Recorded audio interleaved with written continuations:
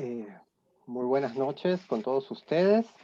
Sean bienvenidos al Instituto Ribagüero. Mi nombre es Víctor Álvarez, el doctor en Historia, y tengo a mi cargo el inicio y la coordinación de este importante evento a nivel nacional, el Congreso Internacional 1970, un cataclismo en el norte del Perú, repensando sus historias y lecciones científicas. Este proyecto se inicia en el año 2019.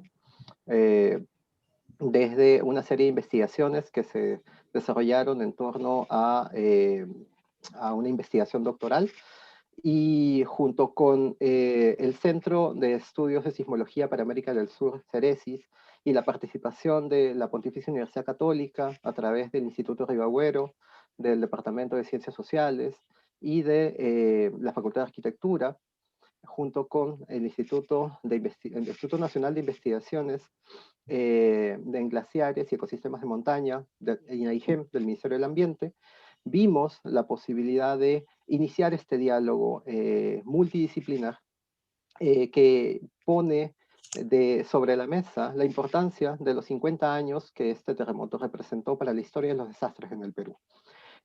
Para dar inicio a este importante evento académico a nivel nacional e internacional, quiero invitar a que comparta las palabras de bienvenida al director del Instituto Ribagüero de la Pontificia Universidad Católica, el doctor Jorge Loza. Doctor, por favor. Gracias, Víctor. Bueno, buenas noches con todos, con todas. Como señaló Víctor, hace 51 años el Perú se vio remecido por un terremoto que sacudió el norte y la sierra central del país, que llevó, por ejemplo, a la tragedia de Yungay, uno de los desastres naturales que más muerte ha generado en la historia a nivel global. Entiendo que durante este congreso se va a discutir el concepto de natural para desastres de esta magnitud, ¿no? Esta discusión me parece especialmente valiosa, tanto por el hecho de que somos un país que recurrentemente sufre de estos desastres y por el hecho que estamos viviendo ahora una pandemia, ¿no? De la cual también se habla como que sus estragos son una consecuencia natural del virus, cuando eso se puede cuestionar también. En el Congreso se verán los impactos, causas y consecuencias del terremoto, de la avalancha del 31 de mayo de 1970 en el Callejón de Huaylas y otras zonas en el norte del país. Participarán, como ha señalado Víctor, especialistas nacionales y extranjeros. Creo que, lo reitero, que en el momento actual de la pandemia y además del Bicentenario, porque estamos celebrando este año 200 años de vida independiente, es más que necesaria una reflexión sobre esta tragedia de 1970. Entiendo que el tema se va a abordar desde distintas especialidades, desde distintas disciplinas. Yo quiero hacer mención a una de ellas, que es la historia ambiental. Hacia la década de los 60, muchos de los problemas ambientales que hoy nos afectan se empezaron a hacer evidentes. Esto llevó al surgimiento de movimientos activistas, ambientalistas, que manifestaron en las calles, en la academia, en los medios, preocupación por la extinción de algunas especies, por el calentamiento global, se hablaba en esa época, por los impactos de la industria en la naturaleza. Y el tema del medio ambiente pasó a ser parte del debate historiográfico también. Sin embargo, lamentablemente en el Perú, la historia ambiental es un área que no está del todo trabajada. Ocurre algo similar a lo que está ocurriendo con la pandemia y la historia de la salud, que los historiadores reconocen que los desastres naturales, reconocen que las pandemias son agentes de cambio importantes en la historia. Sin embargo, la educación formal, lo que se enseña en las universidades o en los colegios, sigue privilegiando casi exclusivamente la historia política o la historia militar. Pienso que este evento es una buena oportunidad y lo va a hacer de impulsar lo que es el interés por la historia ambiental en el Perú. Quiero básicamente introducir el evento, darles la bienvenida, agradecer a los ponentes nacionales e internacionales, agradecer a todos los participantes, agradecer y felicitar especialmente a Víctor Álvarez por todo el empuje detrás de este importante evento y agradecer a los dos profesores que nos acompañan hoy día, a Anthony Oliver Smith y a la profesora Virginia García Acosta. Entonces, muchas gracias por su presencia. Muchas gracias al doctor Locio por sus palabras de bienvenida. A continuación, quiero también invitar a dar la inauguración de este importante Congreso Internacional al doctor Brans Willems. Él es presidente ejecutivo del Instituto Nacional en Investigaciones de Glaciares y Ecosistemas de Montaña, INAIGEM, del Ministerio del Ambiente, del Gobierno del Perú. Por favor, doctor Willems, bienvenido. Muchas gracias, Víctor, por la invitación y la organización de este importante evento.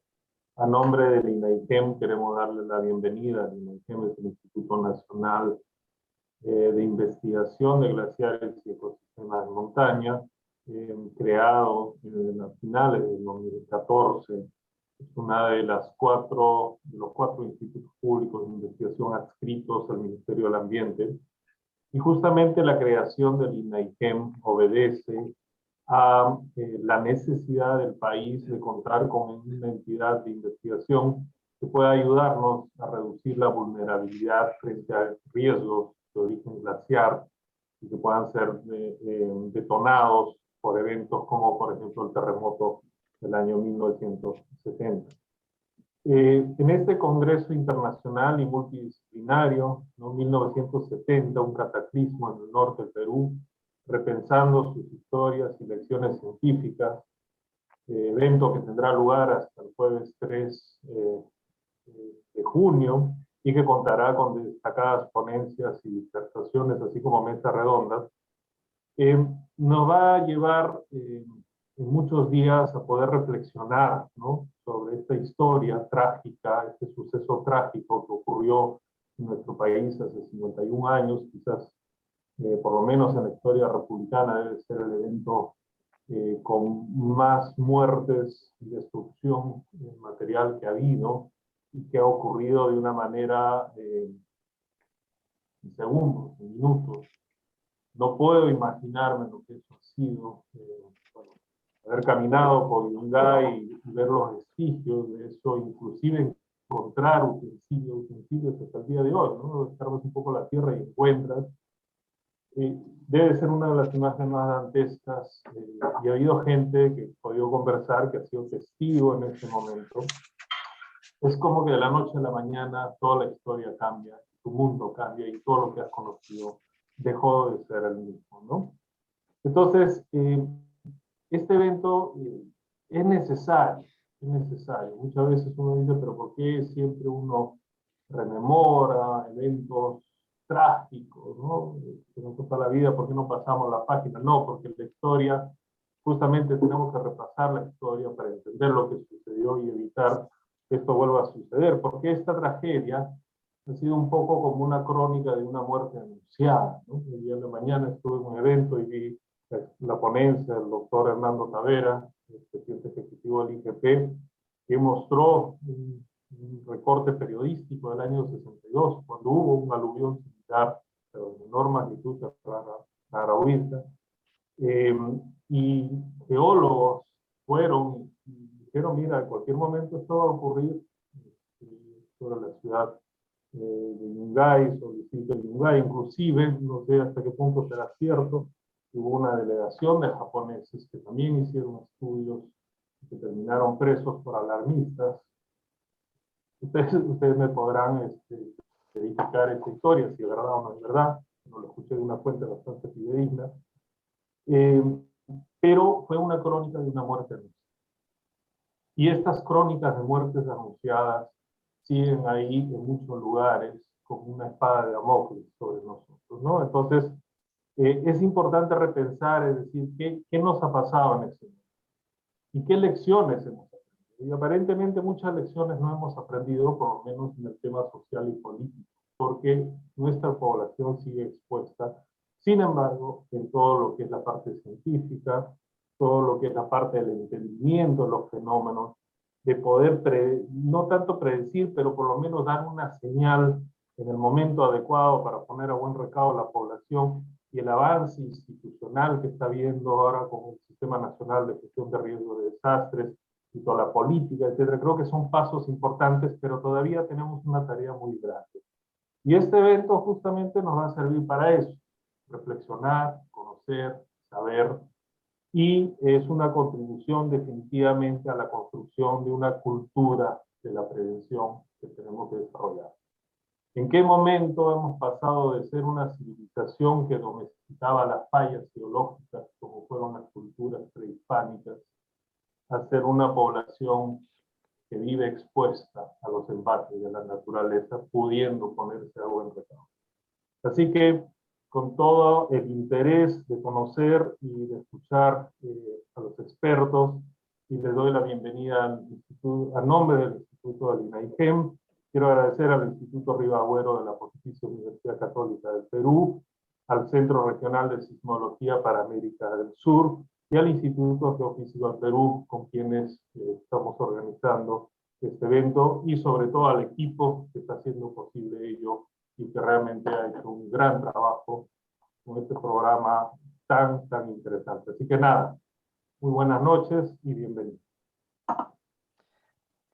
Muchísimas gracias, doctor Williams, por sus lindas palabras. De hecho, el objetivo del Congreso no solamente, y coincido totalmente con usted, no solamente es hablar de la historia, sino también pensar cómo esta historia, repensar estas historias y este diálogo multidisciplinar con los distintos expertos permita analizar cómo hoy por hoy creamos una conciencia de prevención, cómo la gestión de riesgos en el país, de la mano de las instituciones del gobierno y también las instituciones privadas, pueden coadyuvar, pueden contribuir a que tengamos un rol más activo como sociedad en un territorio que es altamente sísmico y altamente vulnerable a una serie de elementos de la naturaleza.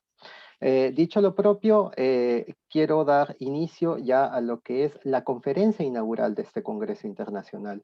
Y no hay mejor forma de inaugurar este evento internacional que con la participación de uno de los expertos más destacados a nivel internacional que han estudiado este terremoto a profundidad. Hablamos del doctor Anthony Oliver Smith. Él es profesor emérito de antropología de la Universidad de Florida, en Estados Unidos. Y también ocupó la cátedra de la Fundación Múnich en el Instituto de Medio Ambiente de Seguridad Humana en la Universidad de Naciones Unidas en Bonn, en Alemania. Y en el 2013, él recibió el premio Malinowski de la Sociedad de Antropología Aplicada por su trabajo sobre desastres naturales, desplazamiento y reasentamiento.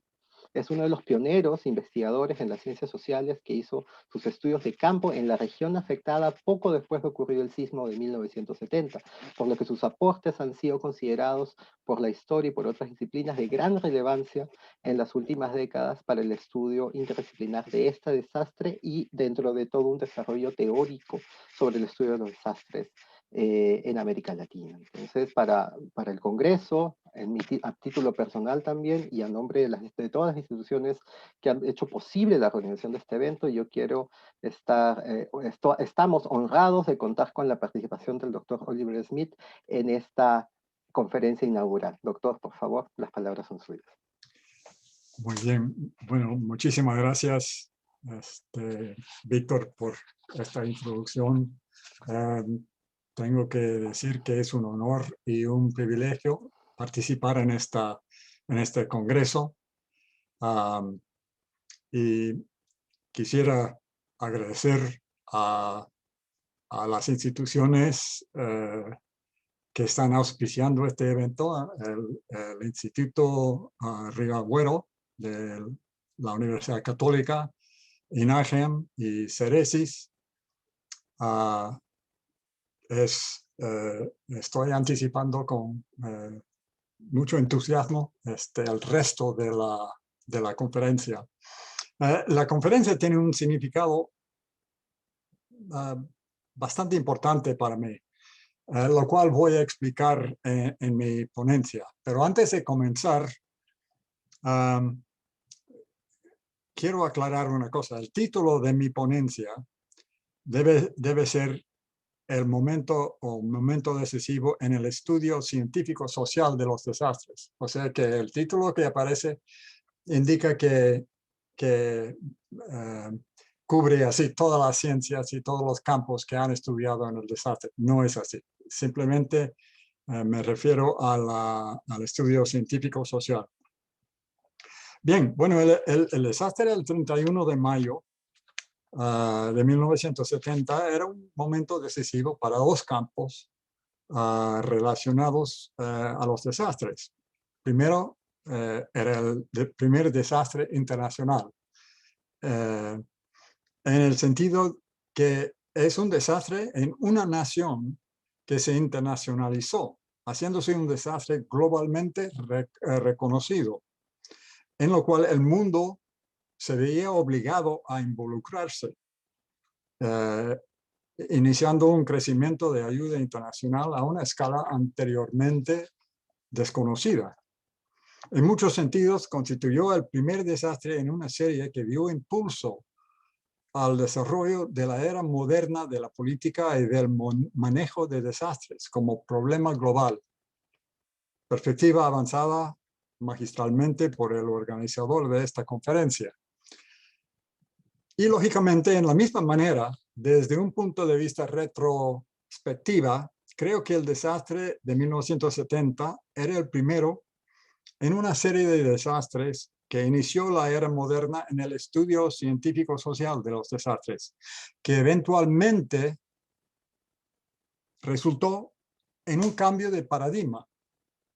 Otros eventos en esta serie eran los terremotos, el ciclón de Bola en Pakistán, Pakistán Oriental, ahora Bangladesh, también en 1970, y los terremotos de Nicaragua, 72, y Guatemala, 76. Y también las sequías y hambrunas en África Oriental en los años entre los 60 y los 80. Y muchos otros, por supuesto. Pero el terremoto de 1970 inició una década en que se comenzó a cuestionar seriamente los conceptos básicos del estudio social de los desastres. La investigación en el Perú y en otros países de América Latina durante la década de los 70 contribuyó significativamente a la construcción de una base conceptual para la teoría de la vulnerabilidad, que hoy en día constituye un concepto esencial en el marco de la construcción social del desastre. A pocos meses después del desastre, llegué al Perú con la intención de estudiar para el doctorado en antropología el proceso de reconstrucción de la ciudad de Yungay. Yo había conocido a Yungay 4 años antes, cuando vivía en la ciudad durante una escuela de trabajo de campo antropológico por 3 meses en 1966. Así que había planeado volver a hacer un estudio de antropología económica en el mercado de Yungay. Así que estudiar el desastre fue, en cierto sentido, un accidente.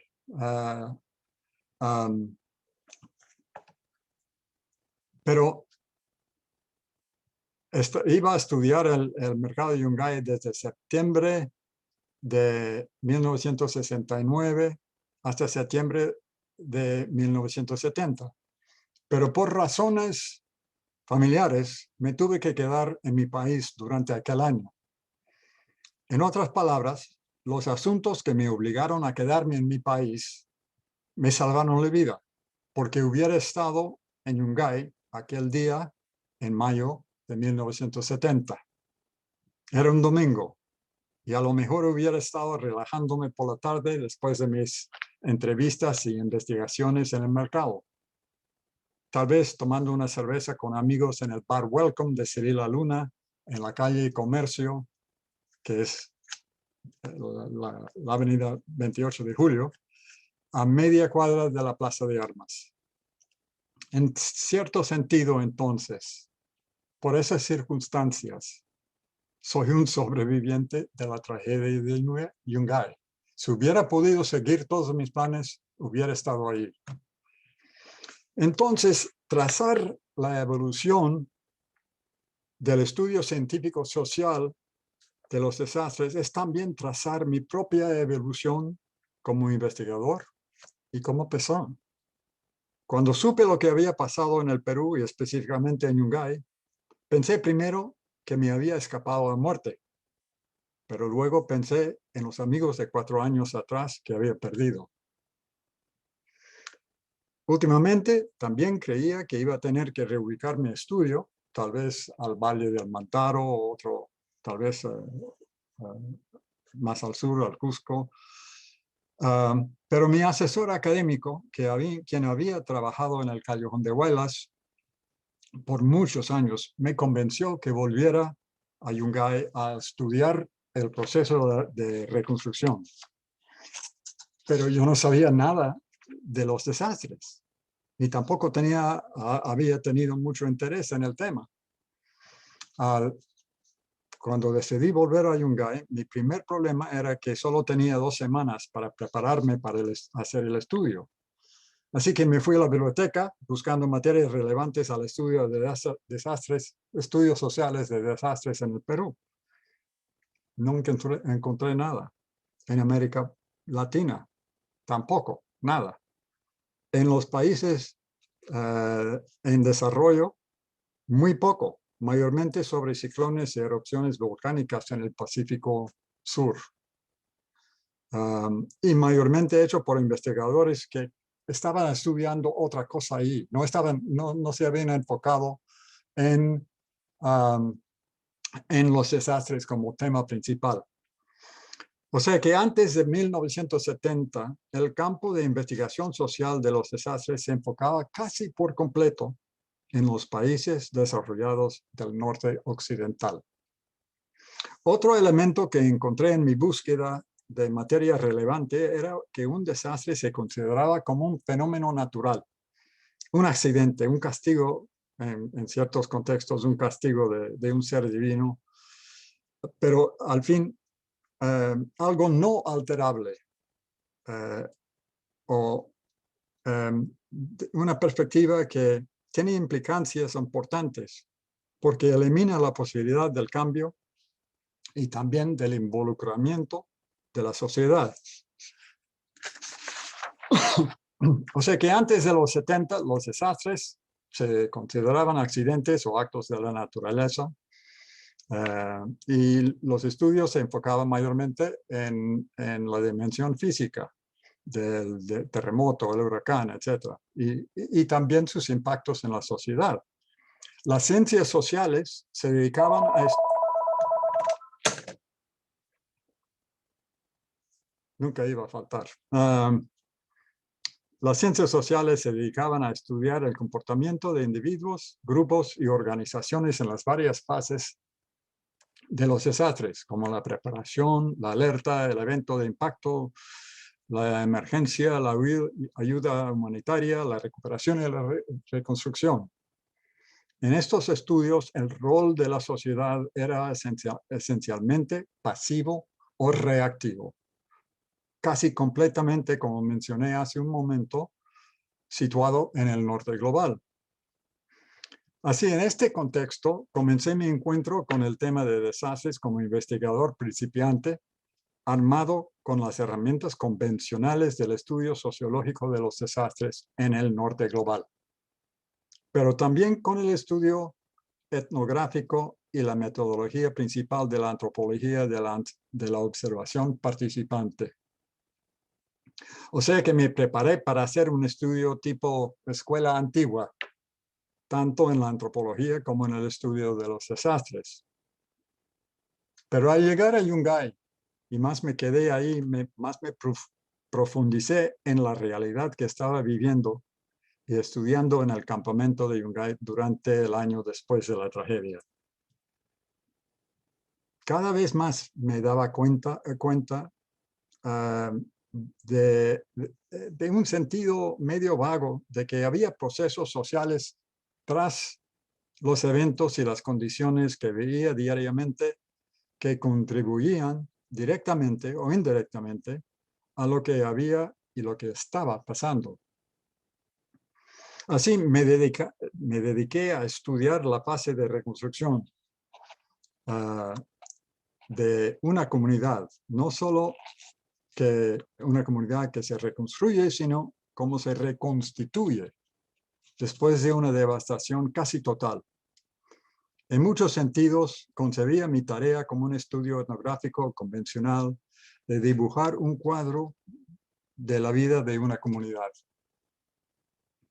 Pero esa comunidad no era cualquiera, porque estaba en pleno proceso de recuperarse de una tragedia de dimensiones impensables. Trabajando en Yungay en el año que pasé en el campamento de sobrevivientes, vi de primera mano la miseria que provocó el desastre. Y luego los problemas de ayuda humanitaria, recuperación y construcción de la nueva ciudad. Y me di cuenta que el desastre no terminó después del aluvión, que duraba mucho más e incluía el enorme reto de recomponer una comunidad material, social y psicológicamente. Todos los problemas y tareas que enfrentaban los sobrevivientes les retaban duramente. Pero aparte de las necesidades básicas, quizás el más resistente a una respuesta suficiente o satisfactoria era por qué la tragedia había ocurrido. Los yungaínos preguntaban por qué habían sido castigado tan duramente Yungay. ¿Qué habían hecho para merecer tal destino? Las explicaciones objetivas de la naturaleza no les bastaban porque no proveían un significado para el evento. Los seres humanos son capaces de soportar el sufrimiento más duro si pueden ver que sirve un propósito significante. Pero según el filósofo Nietzsche, sufrir por ninguna razón, sin que signifique nada, es insoportable. Tal sufrimiento amenaza la lógica de la existencia, o la creencia en un ser divino, o en la idea que el arco del universo es largo, pero dobla hacia la justicia, para citar a Martin Luther King. Esta misma pregunta me inquietaba a mí, en todos los sentidos, filosóficos, éticos, metafísicos también. Estudiar en un contexto como Yungay en los primeros años después de la tragedia significa sumergirse en cuestiones de esta índole, pero esto es tema para otro tipo de presentación. Pero también en los años 70 y 80, en que hice 4 viajes más a la ciudad creciente, comencé a pensar en otro tipo de pregunta. Específicamente, comenzaba a cuestionar por qué había pasado tanto sufrimiento, tanta pérdida y muerte en toda la zona afectada. También cuando volví a mi país, me puse a estudiar otros terremotos para comparar con el desastre del Perú. Uno que saltó a la vista era el gran terremoto de Alaska de 1964. El 13 de marzo de aquel año, un terremoto azotó al centro sur del estado de Alaska, midiendo 9.2 en la escala Richter, el segundo más poderoso en la historia del mundo hasta aquella fecha. Murieron 131 personas. En el Perú, en 1970, el terremoto midió 7.7 en la escala Richter y murieron entre 65 y 70 mil personas. Claro, un factor importante era la densidad poblacional, pero no era suficiente para explicar la diferencia. Mientras me preguntaba a mí mismo por qué un terremoto menos poderoso que lo de Alaska mató tanta más gente, me estaba dando cuenta, en el Perú, me estaba dando cuenta de que en otras regiones de América Latina y del resto del mundo, tenía colegas que se estaban haciendo preguntas muy parecidas. O sea que en la década de los 70, antropólogos y geógrafos culturales que o eran de o trabajaban en el así llamado tercer mundo, comenzaban a preguntar por qué los desastres eran muchísimo más graves que en los países industrializados. En 1976 salió el artículo pionero que sugiere una respuesta a la pregunta. Se llama Quitando la naturalidad de los desastres naturales. Los autores son Phil O'Keefe, Ken Westgate y Ben Wisner. Son dos ingleses y un norteamericano. Y postularon que la coyuntura de una población y un agente destructivo no produce inevitablemente un desastre. Entonces, se hace inevitable un desastre por el patrón históricamente producido de vulnerabilidad. Un concepto que se refiere a las características de una persona o un grupo en términos de su capacidad de anticipar, ajustarse a, resistir y recuperarse del impacto de un desastre. Supone una combinación de factores que determina al grado a que la vida y el bienestar se arriesgan en un evento de origen natural o social. O sea que un desastre está más profundamente arraigado en la estructura social y la cultura de una sociedad que en el medio ambiente. Ahora se sabe bien que las causas de los desastres se encuentran en las relaciones sociales y prácticas, las tecnologías y los valores y las prioridades de la normalidad. En mi intento de avanzar a esta perspectiva, comencé un estudio para buscar las causas del desastre en el Perú, del desastre de 1970. Y en la comparación que hice entre el terremoto de Alaska y el del Perú, intuía que no iba a encontrar las causas en donde se solía buscarlas, es decir, la amenaza natural. Para llevar a cabo semejante análisis, identifiqué las amenazas que son sistémicas en la zona andina.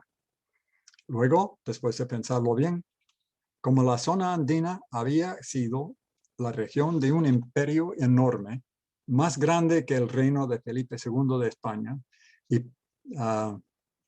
y para llegar a tal estatura, la población habría desarrollado adaptaciones efectivas a lo largo de 4.000 años de organización social compleja para sobrevivir en una zona sísmica.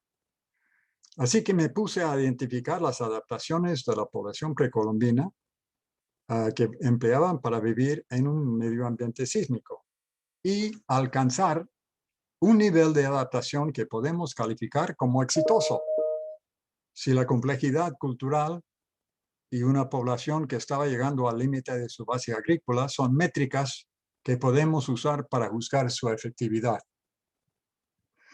Luego analicé las políticas y prácticas de la conquista y de la colonia y luego de la República del Perú, que desmantelaron las adaptaciones nativas y crearon un sistema de dominación, explotación y expulsión que sometió a la población a un nivel de pobreza y vulnerabilidad durante los siguientes 437 años. Y sembraba las semillas de una vulnerabilidad creciente que el sismo de 1970 gatilló el desastre catastrófico. Así que se hizo obvio que el desastre había comenzado mucho más antes que los primeros temblores del terremoto, como 437 años antes. El modelo de vulnerabilidad que iba tomando forma ofrecía una perspectiva que encadena las causas sistémicas arraigadas en la economía y las relaciones de poder desiguales, las presiones dinámicas que socavan el bienestar y la seguridad de una comunidad, y las condiciones inseguras de la relación humana con su medio ambiente material, que incluye, por supuesto, las amenazas naturales o tecnológicas, pero son sistémicas, no son eventos que aparecen nomás, son parte de los sistemas, del sistema natural o del sistema social. El perfil de vulnerabilidad es un elemento esencial de un desastre. Y así comenzó a desarrollarse el cambio de paradigma. Cuando escribí mi libro sobre Yungay, La ciudad mártir, ahora finalmente en proceso de traducción al español, noté que desde 1942 hasta aquel momento, o sea que más o menos 1980, los desastres asociados con amenazas naturales habían causado aproximadamente 2 millones de muertes. Un 85% de estas muertes habían ocurrido en los países no occidentales y o no industrializados. De alguna manera, aquellos más vulnerables a las fuerzas económicas también son, por circunstancias socialmente construidas, más vulnerables a la destrucción por desastres. Para estos países, el subdesarrollo había agravado tanto el riesgo como la destrucción derivada de los desastres. Y también la gente del callejón se daba cuenta de lo mismo. Muy pronto, después del terremoto, hubo indicios de que la perspectiva estaba cambiando entre la misma gente. Una de las cosas que más me impresionó en mis primeros días en el Callejón de Huaylas, después del terremoto, fue un muro en Huaraz. Tal vez una de las que se quedaba parado. Donde alguien había pintado en letras blancas muy grandes: no reconstruyamos el subdesarrollo. Claramente había una conciencia que hay una asociación entre la tragedia y las condiciones socioeconómicas. Es un ejemplo tempranísimo de la perspectiva que ahora se llama la construcción social del riesgo. La difusión del concepto de la vulnerabilidad y la construcción del riesgo comenzaban a reconfigurar la orientación, la organización y la estructura de la investigación social de los desastres. En lugar de un enfoque limitado al entorno local del impacto y las zonas asociadas involucradas en la ayuda humanitaria y la reconstrucción, el contexto de la investigación comenzó a abarcar escalas espaciales más amplias, como para incluir políticas del desarrollo elaboradas así en los capitales del mundo, o escalas temporales más profundas, como la conquista del Perú. Aunque no se articulaba así, lo que estaba tomando forma era lo que hoy en día se llama el estudio crítico de los desastres. ¿Qué es lo que implica la palabra crítica? La aplicación original del término en la teoría social aparece en la tradición de la escuela de Frankfurt en los años 30 en Alemania. Una teoría era crítica al grado que intentara llevar a cabo la emancipación humana de la opresión y explotación.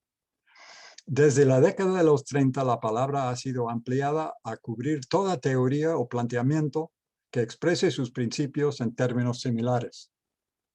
Entonces, la investigación crítica de los desastres. La palabra crítica se refiere al análisis de los aspectos socioestructurales de los desastres, en lugar de los puramente naturales o técnicos, siempre reconociendo que los técnicos pueden resultar de las causas estructurales más profundas. Al mismo tiempo, la investigación crítica intenta descubrir cómo los comportamientos y prácticas culturales, como el racismo o el sexismo, funcionan en la distribución de riesgo, de la vulnerabilidad y del impacto, y son también generados por causas estructurales y sus prácticas asociadas. Además, el concepto de la vulnerabilidad necesitó una reconceptualización de ciertos elementos claves en el análisis de los desastres. Por ejemplo, ¿por qué muchos procesos del desarrollo fomentan el riesgo? El desarrollo ya no es solo víctima de los desastres, como se pintó más o menos en el terremoto de 1970, sino también ahora son impulsores del riesgo. El estudio crítico de los desastres revela que la ayuda humanitaria, además de proveer necesidades básicas en las emergencias, también a veces aprovecha de la oportunidad para avanzar su perspectiva ideológica. La reconstrucción, en forma similar, se ha convertido en una oportunidad para avanzar la agenda del neoliberalismo. El riesgo de desastres gatillados por las amenazas naturales o tecnológicas ahora se han monetizado en bonos de seguridad que se compran y venden en las bolsas nacionales e internacionales. Así que hemos aprendido muchísimo sobre los desastres. Hemos cambiado la conceptualización de los desastres, por lo menos en la investigación, pero menos en la cultura general o el periodismo y la política. Pero a pesar de estos avances, también seguimos viendo los mismos problemas que vi yo hace 50 años. A pesar del cambio de paradigma, no hemos reducido los desastres. De hecho, seguimos construyendo el riesgo y hasta beneficiando a los impulsores del riesgo, a los que construyen el riesgo. ¿Por qué? La respuesta parcial a esta pregunta está en que todavía rige el antiguo modelo de la fatalidad y la naturaleza. Y también todavía rige el modelo neoliberal que prioriza el crecimiento económico sin importar los costos ambientales y humanos. Por ende, el riesgo y los desastres son productos de procesos, decisiones y acciones que derivan de los modelos de crecimiento económico y de los estilos de desarrollo y de transformación de la sociedad. Y mi colega y amigo Alan Lavelle ha hecho resaltar estos puntos en forma realmente precisa. La globalización y el crecimiento demográfico, la pobreza generalizada, especialmente en las zonas peligrosas, y el cambio climático harán que el riesgo asociado con los peligros naturales será aún mayor en el futuro, con más personas y comunidades en riesgo. Es notable que el primer exponente de esta postura en América Latina era la Red de Estudios Sociales en Prevención de Desastres, conocida como la Red, que tuvo sus primeras oficinas aquí en Lima, o allá en Lima, en sus primeros años. Así que colegas del Perú y de otras naciones de América Latina difundían los conceptos de la vulnerabilidad y la construcción social del riesgo por toda América Latina y eventualmente en colaboración con colegas de otras regiones al mundo. En conclusión, el desastre del 31 de mayo de 1970, en mi opinión, por su impacto global, no solo inició la era moderna del manejo de los desastres, o tal vez más bien reveló la necesidad de una era nueva, sino también inició la era moderna en el estudio científico social de los desastres. Muchísimas gracias. Muchísimas gracias, doctor Oliver Smith, por su excepcional y fabulosa presentación. En verdad que nos deja a la reflexión muchos temas que se relacionan con una fecha concreta que representó un cataclismo, como la opinión pública calificó a este trágico desastre nacional, sino que además es una ventana de apertura hacia un punto de inflexión, hacia un nuevo momento para la academia y también para la gestión de riesgos a nivel global, ¿no? Y creo que usted con su presentación lo deja demostrado de una manera impresionante. Ahora quiero dar pase, antes de luego continuar con una pequeña rueda de preguntas, a la presentación de otra importante y destacada exponente autoridad académica en los estudios de desastres en América Latina. Nos acompaña la doctora Virginia García Costa, del Centro de Investigaciones y Estudios Superiores en Antropología Social de México, el CIESAS. Ella es licenciada y magíster en Antropología Social por la Universidad Iberoamericana y doctora en Historia de México por la Universidad Nacional Autónoma de México, la UNAM. Desde 1974 es investigadora del CIESAS y ha sido directora general de esta institución entre los años 2004 y 2014. Es una destacada académica que ha sido distinguida con diferentes reconocimientos a nivel nacional e internacional, entre lo que destacan el Premio Francisco Javier Clavijero del INAH en el año 87, los premios Casa Chata del CIESAS en los años 92, 96, 97 y 2001, las palmas académicas en grado de caballero del gobierno francés en el año 2010, y su ingreso a la Academia Mexicana de la Historia en quinto sillón en el año 2013. Es integrante de comisiones de investigación a nivel nacional e internacional, entre las que se encuentra la American Anthropological Association y la International Strategy for Disaster Reduction Commission para las Naciones Unidas. Es sin lugar a dudas, dentro de la antropología y los estudios históricos de los desastres, considerada como una de las principales referentes teóricas y metodológicas para estos estudios medioambientales en América Latina. Y ella, vamos a tener el placer de que pueda compartir un poco más sobre el libro, la obra del doctor Oliver Smith, La ciudad mártir, Muerte y Renacimiento en los Andes, que estamos en un proyecto muy interesante que está siendo impulsado por el CIESAS, por el Instituto Río Agüero y por la Universidad de Ciencias Humanas para su primera publicación en español. Pero creo que para dar mayores detalles de ello, dejo a la doctora García Acosta, con quien tenemos el placer de tenerla en el Perú de manera virtual en esta participación. Doctora, por favor.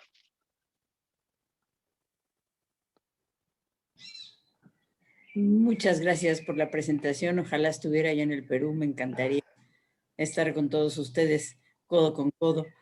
Estamos virtualmente, que ya pues, nos hemos acostumbrado a esta forma de vernos y de estar. Muy buenas noches. Aquí ya casi oscurece. Quiero agradecer a los organizadores de este evento. Ha sido complicado organizarlo y reorganizarlo, y sobre todo a Víctor Álvarez, ¿verdad? Su profesionalismo y su tesón para poder estar aquí. Gracias a ello es que estamos el día de hoy aquí. Me pidieron que hiciera algunos comentarios a la traducción al español del libro de La ciudad mártir, La ciudad martirizada, de Anthony Oliver Smith, y preparé una pequeña presentación que voy a compartir con ustedes. Vamos a ver si funciona bien esto de compartir la pantalla. Ay, no, esa no es. La pantalla que quiero compartir, a ver. ¿Ven? Perfecto, Virginia, se ve perfecto. ¿Pueden ver la pantalla? Sí, se ve perfecto. Bueno, aquí yo titulé esta pequeña presentación Oliver Smith y la ciudad de muerte y renacimiento en los Andes. Para los que no conozcan las dos publicaciones de este libro, el título en inglés es ese, The Martyred City, Nacimiento y Renacimiento en los Andes. La primera edición fue de 1986 a la izquierda, la segunda edición en 1992, y trata sobre el Perú, como ya nos platicó Tony en su presentación.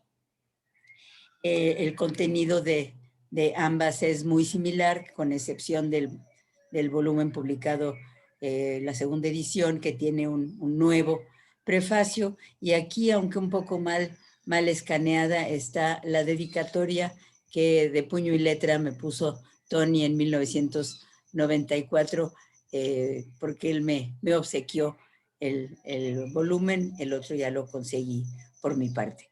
Bueno, sí es un libro paradigmático, sí, como nos acaba de contar él, fue un antes y después en en el estudio de los desastres, y de esto trato de dar cuenta en la introducción en el capítulo que introduce este libro, que pronto esperamos aparezca también en español, La antropología de los desastres en América Latina, publicado originalmente por Routledge el año pasado, y esperamos que pronto salga en esta coedición entre el CIESAS, el Colegio de Michoacán y GEDISA. La introducción dice, se titula Antropólogos estudiando desastres en América Latina, ¿por qué, cuándo y cómo? De alguna manera emulando la introducción del capítulo de Catastrophe and Culture de Anthropology of Disasters, que se titula ¿Por qué los antropólogos tienen que estudiar los desastres? Entonces, un poco jugando con esto de mis maestros Tony Oliver Smith y Susana Hoffman. Y en esta introducción, evidentemente, Oliver Smith aparece en los dos principales apartados de esa introducción. En el apartado que tiene que ver con los pioneros y en el apartado que tiene que ver con la incursión del tema en América Latina. Es decir, es una presencia permanente en este libro y en esta introducción que introduce a la antropología de los desastres en América Latina.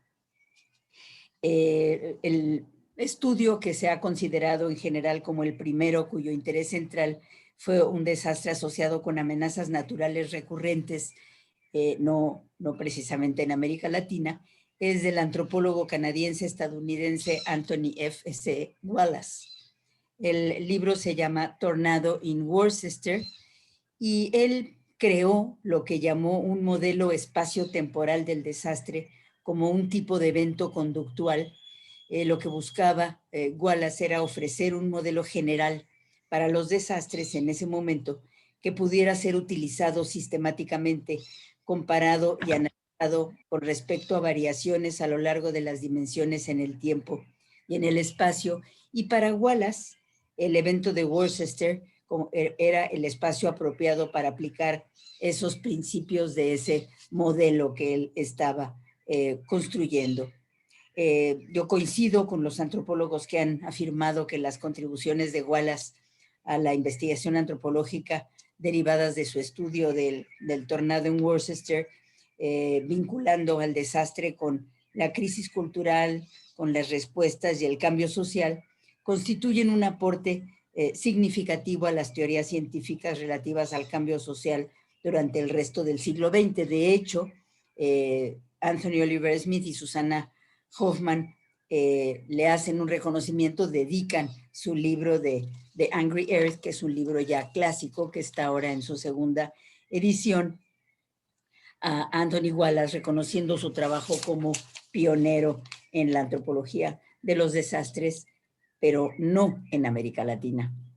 Este impulso, este importante esfuerzo de Anthony Wallace no se mantuvo en los años subsecuentes, no llamó la atención lo suficiente, sino que hasta finales de los 70s que se produjo algo que llamamos un rebrote del tema, con publicaciones de resultados de investigaciones conducidas sobre todo entre pastores y cultivadores afectados por las sequías ocurridas en el Sahel y en el este de África.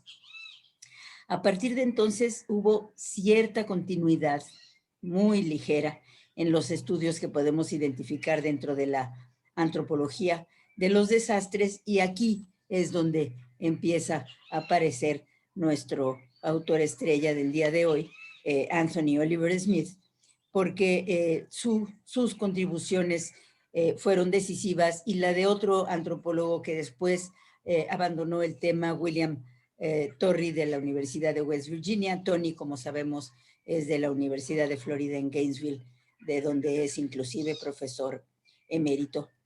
Ellos dos, Oliver Smith y Torrey, publicaron artículos muy importantes hacia finales de los 70s, donde ya empezaban a explorar esto que nos ha contado Tony en sus inicios, Sobre todo, Anthony Oliver Smith publicó varios artículos en 1977, en 79 publicó 3 y siguió publicando, y es precisamente a ellos a los que debemos los 2 primeros artículos de revisión del estado del arte de la antropología de los desastres, publicados a fines de los 70s y principios de los 80s, que se empezaron a preguntar, bueno, ¿qué es lo que la antropología ha hecho alrededor de estos temas? Y eran artículos que se publicaron en revistas como Current Anthropology.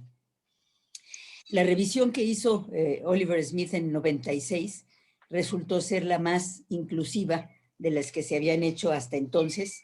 Se publicó primero en español en la revista de La Red, ya nos platicó Oliver Smith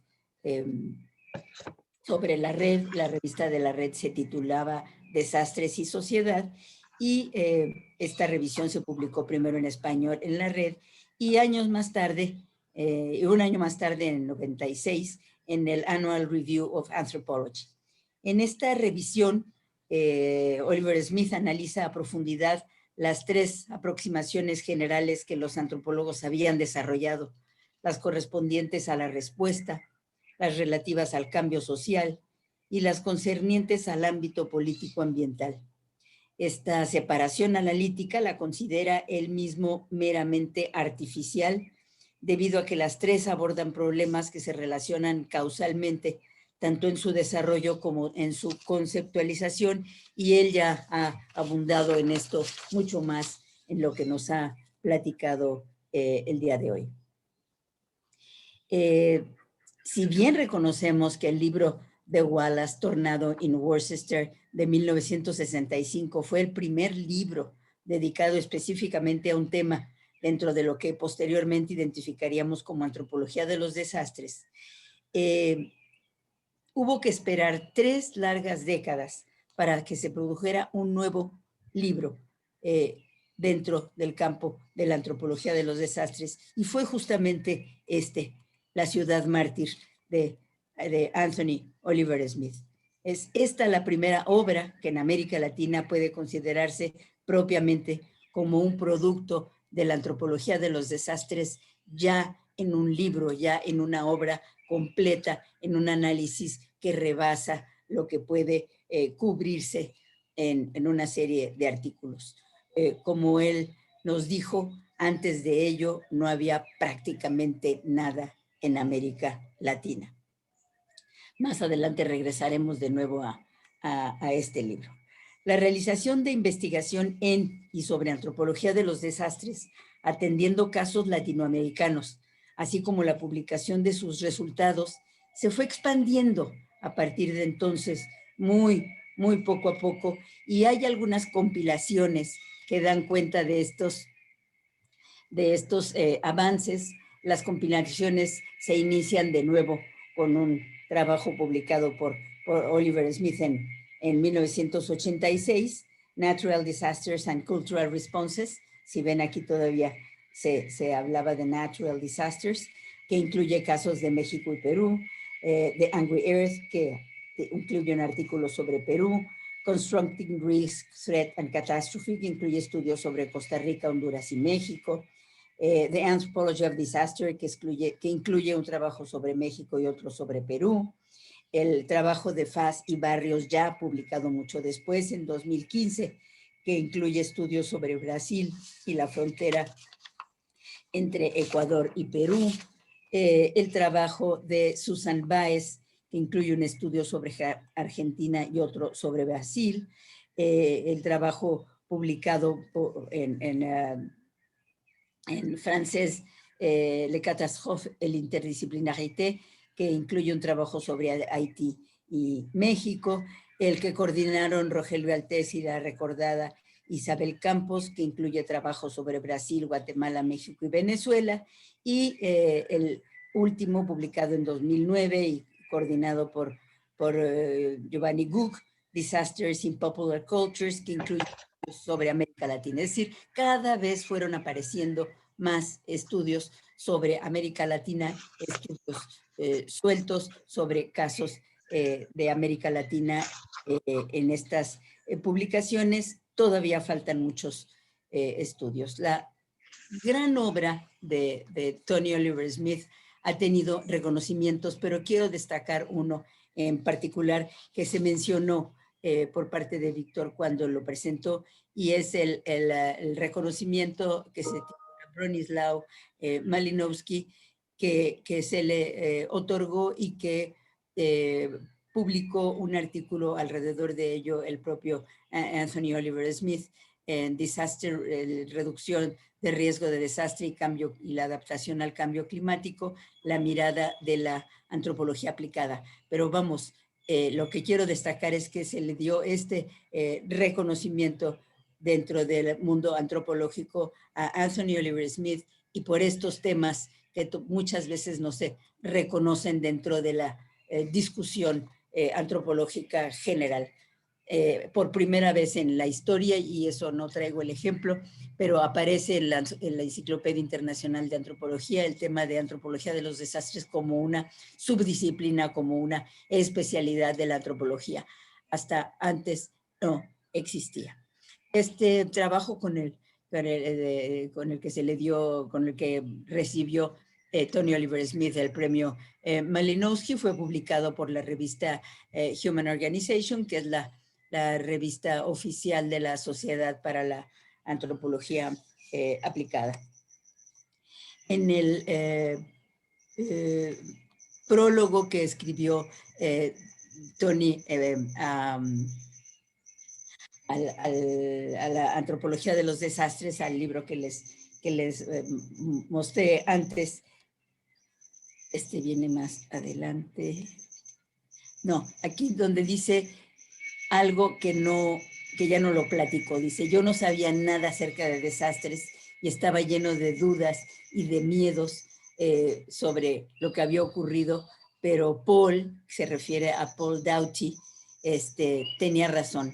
En 1970, casi ningún antropólogo y casi ningún científico social había hecho investigación adentro de estos campos. Había muy poca investigación de desastres sobre un tema que era relevante en el mundo en desarrollo, y sobre esto ya nos platicó Tony.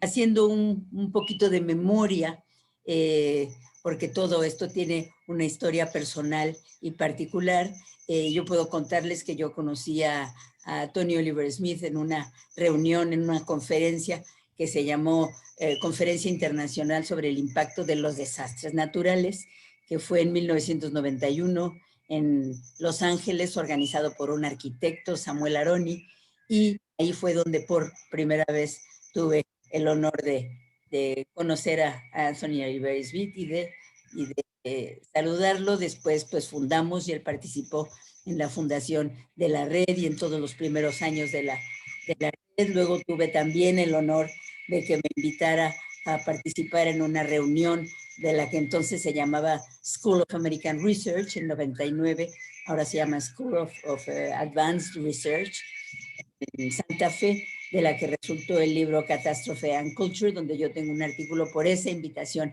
que me hizo Tony, y bueno, mucho más que me llevaría toda la tarde y noche contarles. O sea que todo esto está mucho mezclado, el trabajo profesional y el cariño que se ha construido en tantos años. En el prólogo que escribió Anthony Oliver Smith a la antropología de los desastres, ¿quién iba a escribir el prólogo de un libro sobre la antropología de los desastres en América Latina? Pues solo Anthony Oliver Smith podía hacerlo, y él dice cosas que nos enorgullecen a todos, y nos dice qué es lo que nos motiva a sumergirnos con profundidad dentro de los significados, connotaciones e interpretaciones de los conceptos básicos como desastre, riesgo y vulnerabilidad, mientras otros aceleran la inútil espiral sin fin de nomenclaturas complejas y significados como capacidad de resiliencia adaptativa, cambio transformacional y sistema ecológico social. Mientras algunos se muestran contentos con explorar la empatía, otros más empujan mucho más allá, con preocupaciones como mejorar la situación de las personas. ¿Cómo podemos explicar que aún muchos sostengan que el cambio climático es la causa principal de los desastres, la migración y los conflictos, en comparación con aquellos que diseccionan las raíces causales, vinculándolas con la política y el poder. Bueno, esto es lo que él dice en este prólogo y es en buena parte lo que nos ha transmitido en su presentación que nos ha hecho hasta ahora. Aún hay mucho que depende de las personas, nos dice Tony, lo cual deriva en la importancia de estudiar a los grupos sociales y dice que por eso este volumen es importante leerlo, ojalá de verdad pronto lo tengamos en español.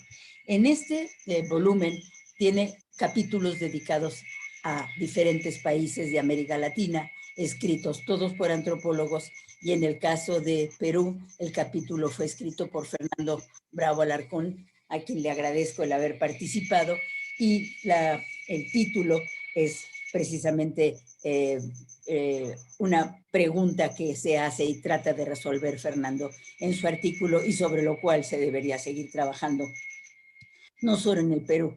¿Existe una antropología del riesgo y de los desastres en el Perú? ¿Y qué tipo de antropología en su caso existe? Nos dice Fernando Bravo, cierta narrativa ha postulado una visión del Perú como un país atravesado por contradicciones históricas y geográficas que le habrían hecho más difícil convertirse en una nación articulada, constituida por ciudadanos que coexisten en un clima de pluralidad cultural, bajo la dirección de un Estado representativo e incluyente, instalada en un entorno físico que facilita los intercambios económicos y sociales. Sin ánimo de sugerir que las paradojas son exclusividad del Perú, este posee singularidades llamativas que le han dificultado acercarse al ideal arriba descrito, propiciando la profusión de imágenes y caracterizaciones que resultan más bien lo complicado de su confirmación. Un país de geografía accidentada y desafiante, culturalmente diverso y no muy bien articulado, políticamente fragmentado y atravesado por un hecho social e institucional relativamente débil y que no logra reducir sus estructurales márgenes de desigualdad, las que se agudizan por la reciente pandemia de la COVID-19.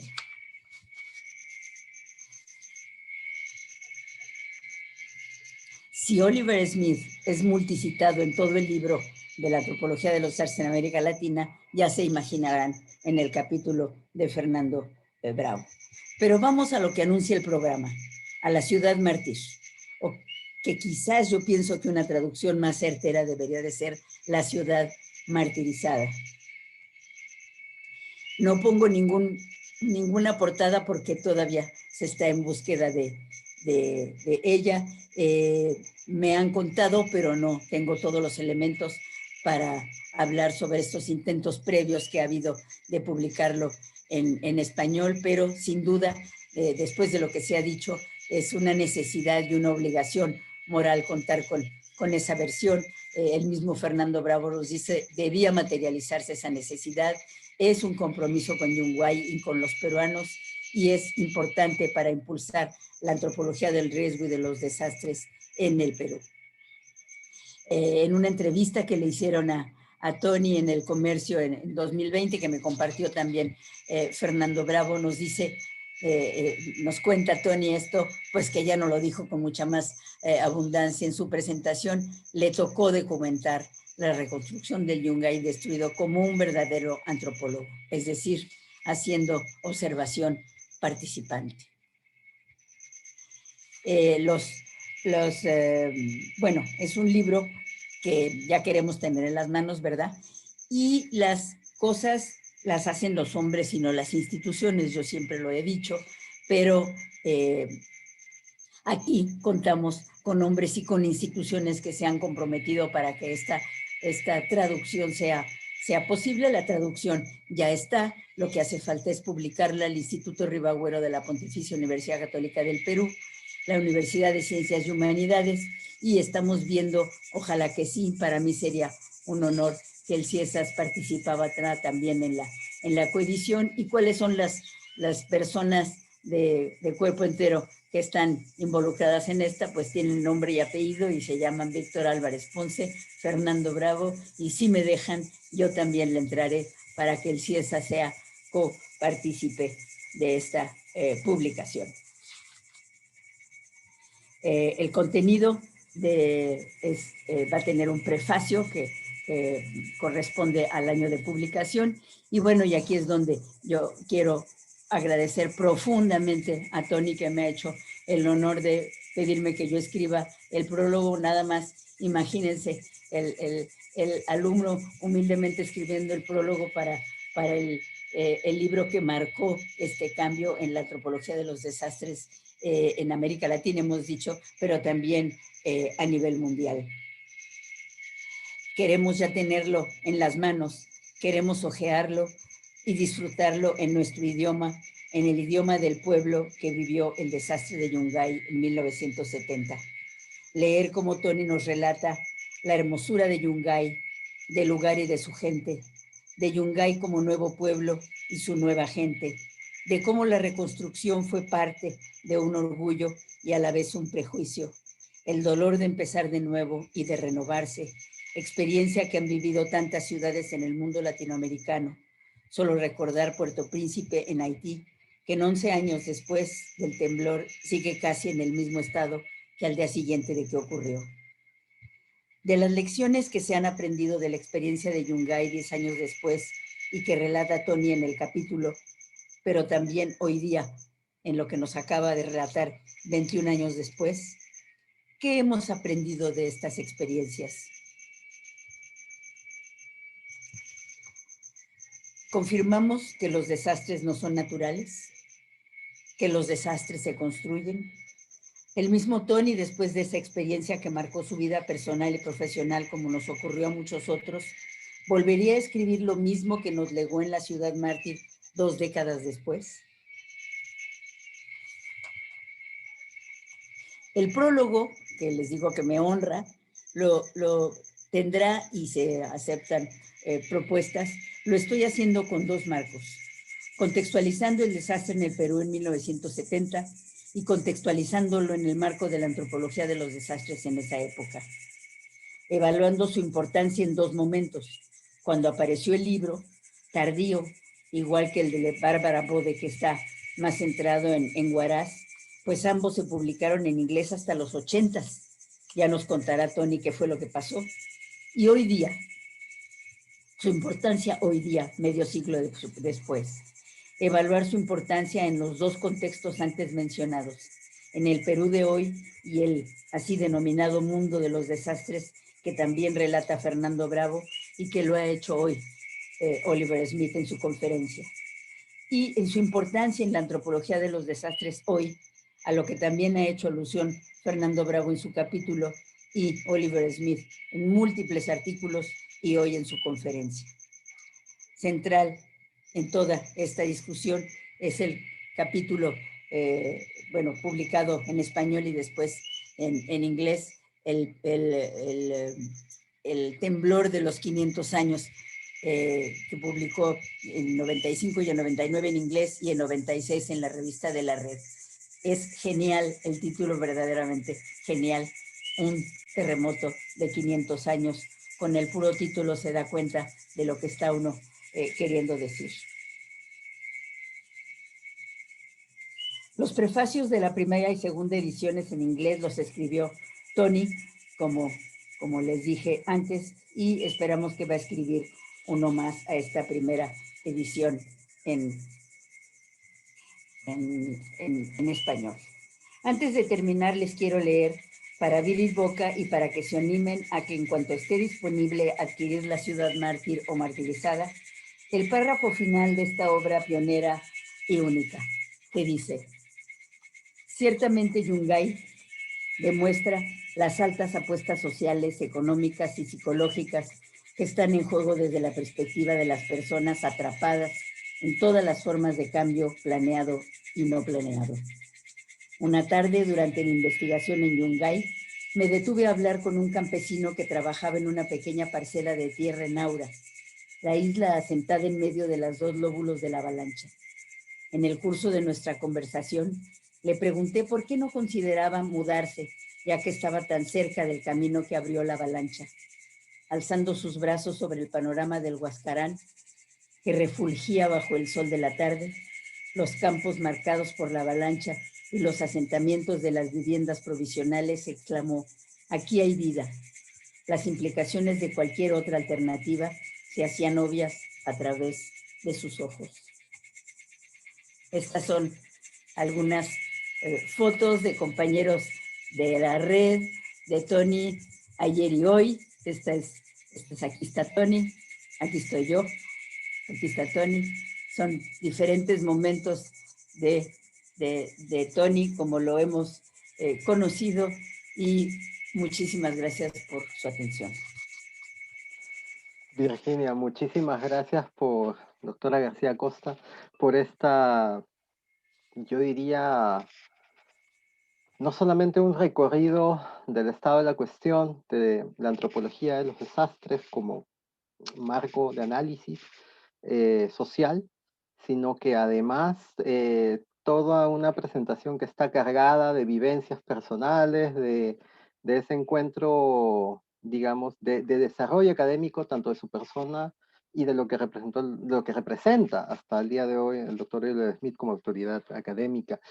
Yo me voy a tomar el atrevimiento, ¿no?, de hacerles unas preguntas, porque me ha fascinado las presentaciones y creo que es el marco idóneo para comenzar este congreso, que tiene como punto de partida repensar estos 50 años, bueno, ya 51 años de haber acontecido esta catástrofe, con reflexiones que ambos han coincidido, ¿no? Y sobre todo es como ya hoy por hoy la academia, en sus pequeños esfuerzos, porque creo que en eso también me sumo a la propuesta, lo que se ha hecho desde el estudio de los desastres, si bien es cierto, han habido importantes contribuciones, de las cuales ustedes son principales exponentes, junto a un colectivo, es un colectivo relativamente reducido en comparación con lo que en otras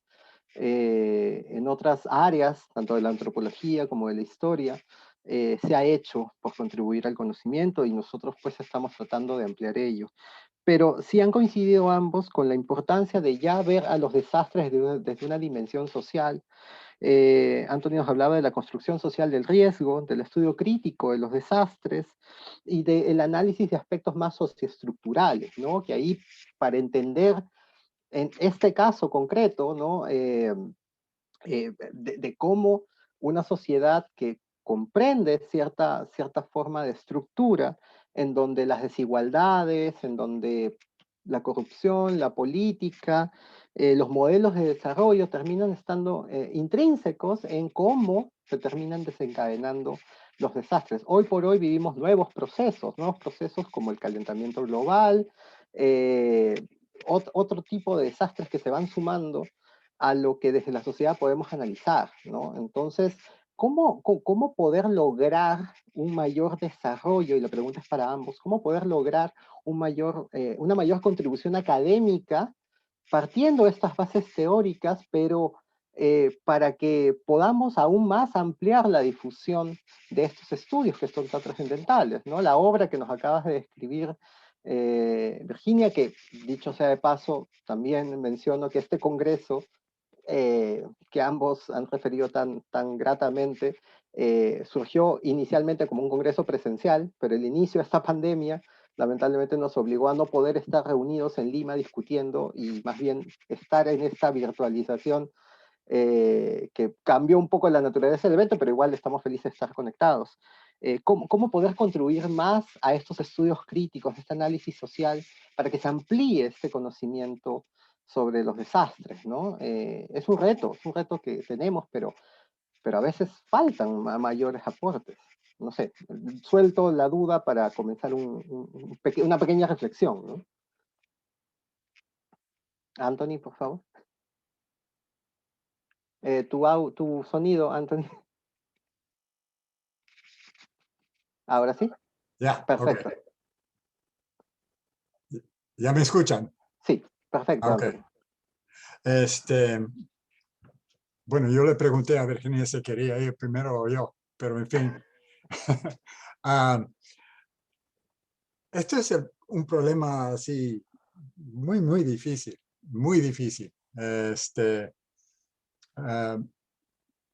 Porque vamos en contra de unas tendencias bastante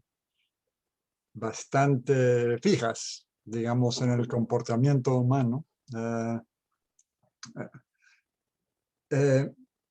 Primero, la idea de criticar a un sistema que está basado en una forma de uso de la tierra. O sea que realmente no es que la política no tiene muchos conflictos, claro que sí, sobre todo ahora. Pero lo que critica el estudio crítico de los desastres es muy profundo. Va, digamos, a los raíces, los orígenes, las mismas formas de conceptualizar la relación de ser humano con ser humano y de ser humano con el medio ambiente. Efectivamente, yo creo que el cambio climático constituye un reto muy fuerte a estas formas de pensar. Lo que tenemos que hacer con el cambio climático es reformular casi por completo nuestras relaciones con el mundo, nuestras relaciones entre los seres humanos y entre el ser humano y el medio ambiente, en forma de la explotación de cada uno. O sea que de explotación de ser humano a ser humano y explotación de ser humano al medio ambiente.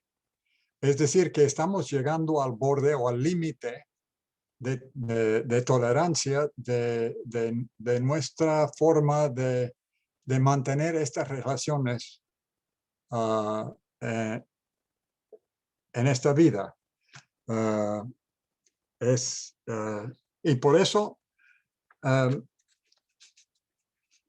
este tipo de cambio es muy amenazante para las instituciones, para los seres humanos, para los individuos, para los grupos, porque requiere un ajuste fuerte, un ajuste bastante grande en cómo nos relacionamos el uno con el otro y nosotros como especie con el mundo en que vivimos. Los desastres te ofrecen así un lente muy fuerte para ver esto, para estudiar esto, para entender esto. Hasta cierto punto podremos decir que un desastre es, podría decir, un microcosmo de ciertas relaciones que tenemos con el medio ambiente, pero también los desastres ahora representan en muchos casos, como decimos en inglés, el canario en la mina. O sea que el canario en la mina es la especie que se muere cuando escapan las gases venenosas dentro de una mina. Y entonces es lo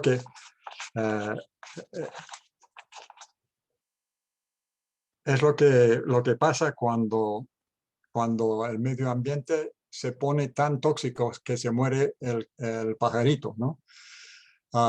Entonces los desastres nos están presentando ejemplos de esto. Pero el reto que representa tu pregunta, Víctor, es formidable realmente porque nos obliga a cuestionar las bases de nuestro comportamiento y nuestros sistemas.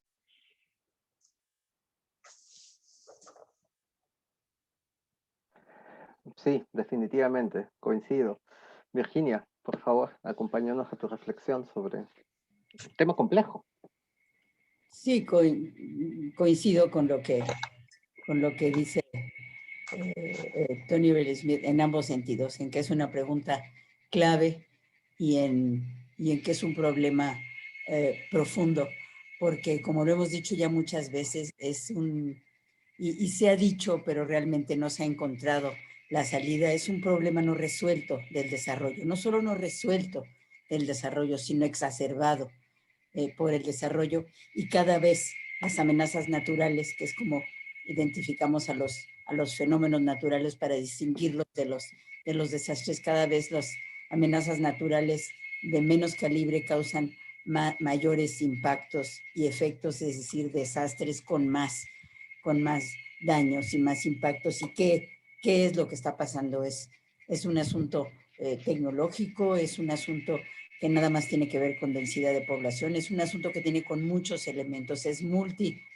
multifactorial y está básicamente centrado en el modelo de desarrollo que hemos decidido adoptar y que no solo no cambia, sino que cada vez es más crudo y más brutal, y cada vez tenemos más marginados y más pobres y más personas sufriendo los efectos de estas amenazas naturales. Tony nos habló de una cifra de 200 millones en un determinado periodo. Si hiciéramos un cálculo de todo ese periodo llegando hasta hoy, de nuevo, en el sur del planeta o en los países en vías de desarrollo o no desarrollados, o como le queramos llamar, las cifras son espeluznantes. Es decir, siempre les toca a los mismos. ¿Por qué? Porque es un problema precisamente no resuelto del desarrollo, pero con identificar esto no estamos resolviendo tampoco nada. ¿Por dónde? Porque la pregunta de Víctor de alguna manera es ¿por dónde hay que agarrarlo? Y yo creo que yo he insistido muchas veces, hay que ser modestos y hay que empezar por lo chiquito, quizás como antropóloga, puesta la mirada en lo local, y tenemos que pensar en maneras de actuar a nivel local. Yo he insistido y ha funcionado en algunos casos, formas constructivas. Por ejemplo, yo últimamente he trabajado sobre todo huracanes, que me hacen más que temblores, porque los temblores no sabes bien cuándo van a ocurrir, ¿verdad? En cambio, los huracanes en este país y en toda esta zona, sabemos que de mayo a noviembre vas a tener huracanes hoy, mañana, pasado mañana, y los ha habido siempre. Y la hipótesis es, bueno, las sociedades han sido entes pasivos que se las han pasado sentados esperando a ver a qué horas llegue el huracán y me destruye mi casa. No, señor.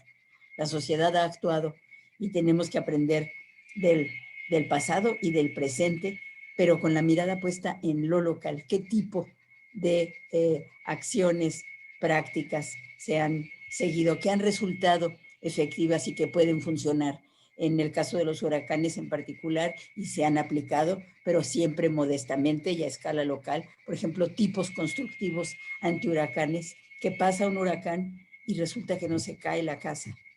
Y resulta que funcionó el tipo de pared y el tipo de techo. Bueno, pero como queremos pensar siempre masivamente y resolver, como todos los presidentes y gobernantes de estos países quieren resolverlo todo de un plumazo, entonces con una sola solución, con una sola acción queremos resolver todos los problemas que tienen que ver, por ejemplo, con desastres. En México es tan diverso, por ejemplo, como digo muchas veces, es tan diverso ambientalmente, ecológicamente, México, que por ejemplo en el norte una gota de agua es una bendición y en el sur es una inundación. O sea, de ese tamaño es la diversidad mexicana. Entonces tú no puedes hablar de aplicar una sola solución para todo el país en términos pero tener la mirada puesta en lo local. Claro, eso no vende políticamente, eso no es atractivo para los gobiernos, porque no te dan votos. Ahorita que estamos en proceso de aquí, en las legislaturas y de votación en este país, que todo se maneja relacionado con ello. Es decir, siempre mi propuesta desde hace mucho ha sido: vayamos a lo local y vayamos a los niños. De alguna manera tiene que incorporarse estas temáticas.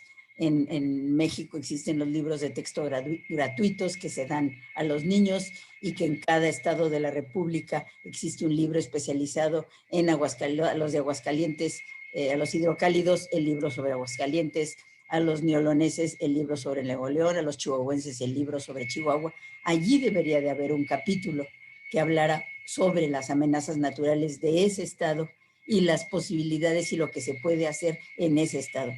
Pero insisto, la mirada en lo local, políticamente no es atractiva políticamente, pero por algo habría que empezar. Tenemos ejemplos que han sido, que han funcionado. Y no les dije que el concierto de fondo es gratuito, no sé si les... Sí, lo escuchamos. Y los pinchorros y todos, que hoy como va a llover, se pusieron a cantar todos al mismo tiempo. No, pero bienvenido. El concierto de fondo es cortesía. Es natural, es natural. Ese sí es natural. Ese sí es natural.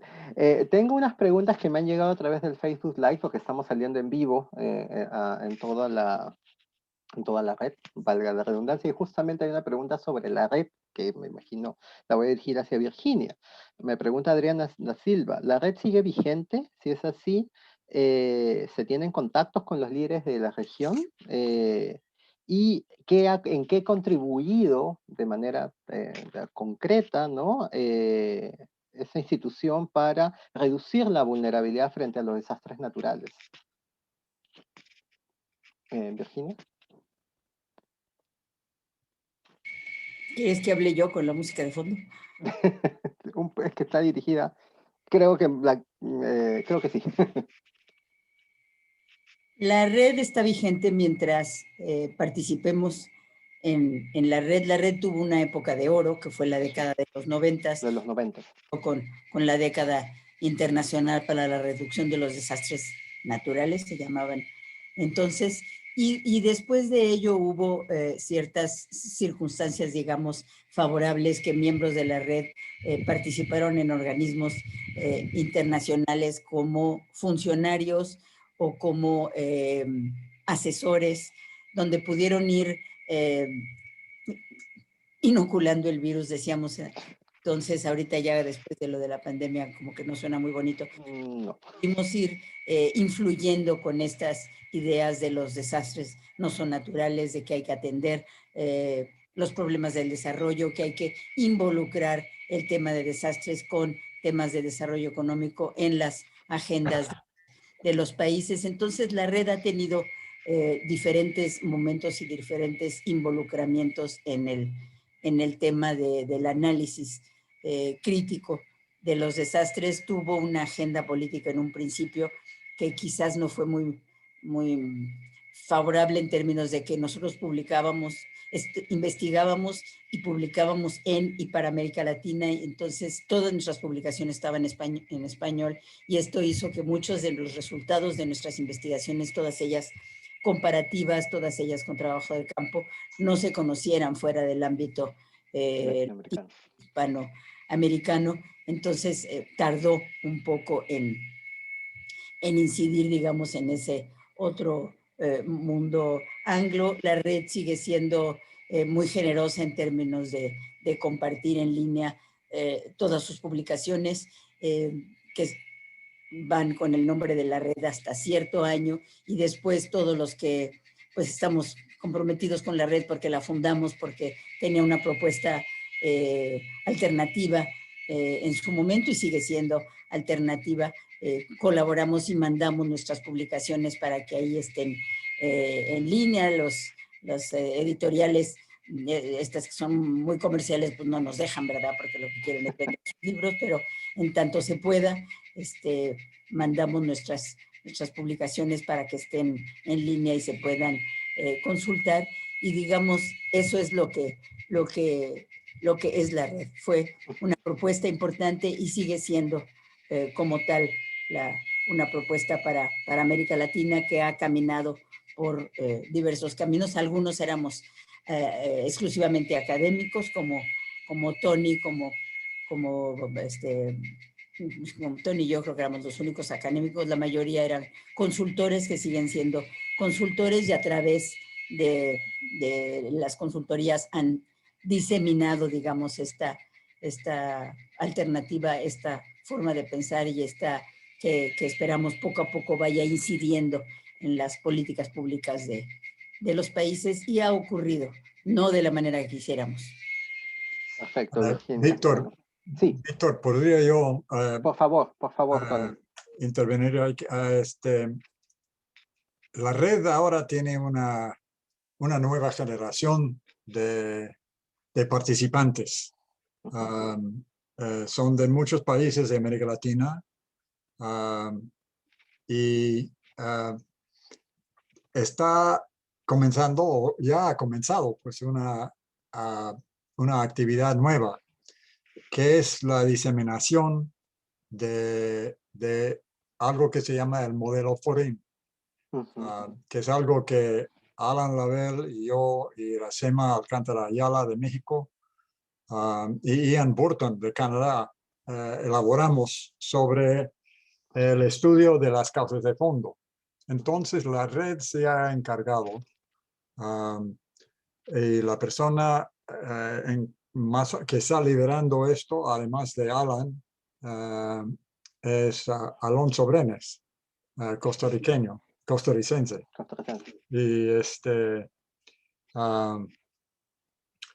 Y están ofreciendo talleres en muchos países de América Latina, inclusive Argentina, Brasil, otros países de Centroamérica, y no sé exactamente cuántas naciones o cuántos talleres han mantenido, pero mantienen así una agenda bastante activa en la diseminación de este modelo del estudio de causas de fondo. No, yo creo que sería interesante. La red fue una de las instituciones, definitivas asociaciones más significativas en la promoción de la investigación sobre desastres. Creo que es una de las más importantes contribuciones al estudio de desastres que existe en la historiografía occidental, ¿no? Evidentemente, y es que es un aporte desde América Latina. Y creo que eso, si hoy por hoy la red sigue vigente, creo que debemos contribuir a revitalizarla, fortalecerla y poder hacerla cada vez, o sea, que siga teniendo el sitial que siempre tuvo, porque destacados académicos estuvieron en ese marco. Tengo una última pregunta para ti, Tony, que habla básicamente, que está en relación con lo que ya comentó Virginia, que era sobre cómo se puede acercar esta conciencia catastrófica o esta conciencia de los riesgos ante desastres a la población, al público general, ¿no? Y sobre todo a través de la educación básica. Porque siempre se ha asociado a los desastres como que son impredecibles o inmanejables o inevitables, ¿no? Y más aún en el manejo de sus consecuencias. Y lo que tú dices es que hay que repensarlo desde una mirada crítica, que todo esto tiene causas mucho más profundas, pero ¿qué sugerencias podrías tú aportar, digamos, para, por ejemplo, a docentes de colegios que quisieran abordar esta perspectiva de una manera mucho más sencilla, pero que nos permitan construir esas bases para que desde la educación básica pues podamos construir esta conciencia de prevención, ¿no? O de conciencia de que existe un riesgo, ¿no? Bueno, ya esta es una pregunta sobre la cual no tengo mucha experiencia así en la docencia así secundaria, pero yo diría que se puede construir una especie de acercamiento a los estudiantes de colegio, de escuela primaria, algo así, con el modelo del medio ambiente. O sea que realmente el medio ambiente es donde realmente se puede comenzar a hablar de las amenazas y de que las amenazas son factores naturales sistémicos. O sea que si uno vive en el Perú, los terremotos constituyen así un elemento sistémico del medio ambiente del Perú. por lo menos de la costa y la sierra, ¿no? Si uno vive en la Florida como yo, uno nunca debe estar sorprendido por un huracán, porque es un elemento sistémico de nuestro medio ambiente. Entonces, acercándose a esto de que si son elementos sistémicos, si no son accidentes, sino son factores o son elementos que aparecen cada de vez en cuando, entonces nosotros debemos construir y organizar nuestras relaciones de acuerdo a la existencia de estos factores. O sea que lo que está pasando ahora es que estamos beneficiando a los constructores de riesgo. Mira, me refiero aquí ahora al estado de Florida. Hay un boom de construcción en Miami. Miami es una ciudad que tiene así décadas no más. O sea que de aquí a 30, 40 años, mucho de Miami no se va a ver. Siguen construyendo en la misma costa. Condominios mayormente, ¿no? Entonces, esta es la construcción del riesgo y hay beneficios enormes. Hay gente que está enriqueciendo como loco, ¿no? Entonces, nuestro sistema está beneficiando a la construcción de riesgo. Y la conciencia de esto es que está construyendo en contra de todo lo que nos dice el medio ambiente. Entonces, si yo fuera a dar una charla a digamos, una clase de un colegio, comenzaría con esta idea de que realmente vivimos en un mundo que es comprensible si tomamos la molestia de tratar de entenderlo bien, en vez de tratar de dominarlo o vencerlo. Y tomando en cuenta que hay ciertos elementos que no podemos vencer, que no podemos controlar, los terremotos y los huracanes, por ejemplos, nada más. Entonces, si estamos construyendo nuestra sociedad sin darnos cuenta de estos elementos, y claro que hasta cierto punto ahora lo reconocemos, pero como dije, el sistema económico beneficia a la persona que sigue construyendo más o menos como siempre, ¿no?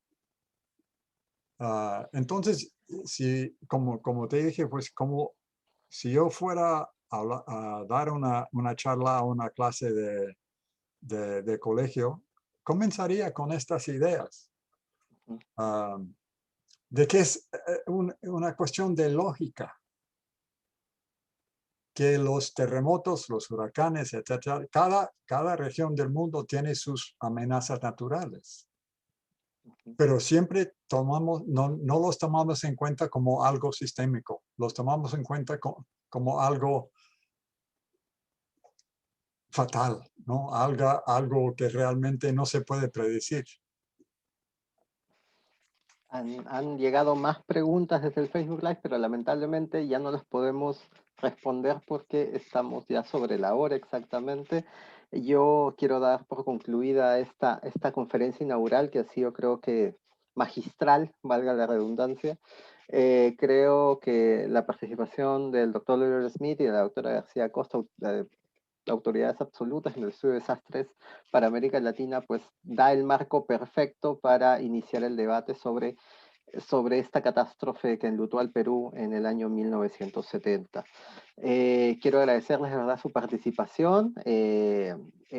Vamos a tener 3 días más de debates que van a estar a cargo de una transmisión del Instituto Nacional en Investigaciones de Estudios de Glaciares y Ecosistemas de Montaña, el INAIGEM, que se inicia mañana a partir de las 4 de la tarde, 3 días de jornadas, de debates, de mesas redondas, y distintas ponencias que van a hablar del pasado y del presente, de cómo a nivel multidisciplinar distintos especialistas en distintas disciplinas, ¿no? En arquitectura, ingeniería, historia, antropología, literatura, en ciencias políticas, en fin, geólogos, sismólogos, vamos a dialogar sobre este momento. Y creo que iniciar con un análisis de antropología de los desastres creo que ha sido el marco perfecto para comenzar esta discusión.